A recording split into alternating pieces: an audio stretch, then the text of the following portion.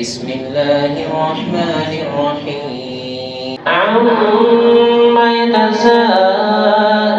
عن النبأ العظيم الذي هم فيه مختلفون كلا سيعلمون ثم كلا سيعلمون ألم نجعل الأرض مهادا والجبال أوتادا وخلقناكم أزواجا وجعلنا نومكم سباتا وجعلنا الليل لباسا وجعلنا النهار معاشا وبنينا فوقكم سبعا شدادا وجعلنا سراجا وهاجا وأنزلنا من المعصرات ماء ثجاجا لنخرج به حبا ونباتا وجنات ألفافا إن يوم الفصل كان ميقاتا يوم ينفخ في الصور فتأتون أفواجا وفتحت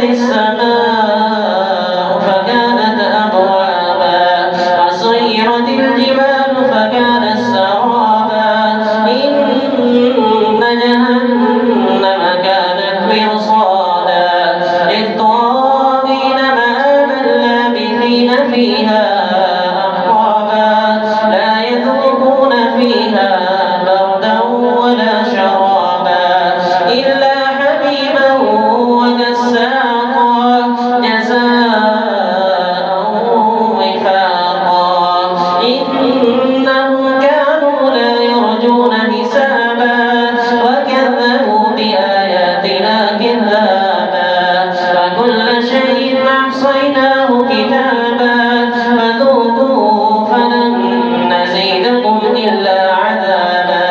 إن للمتقين مفازا حدائق وأعنابا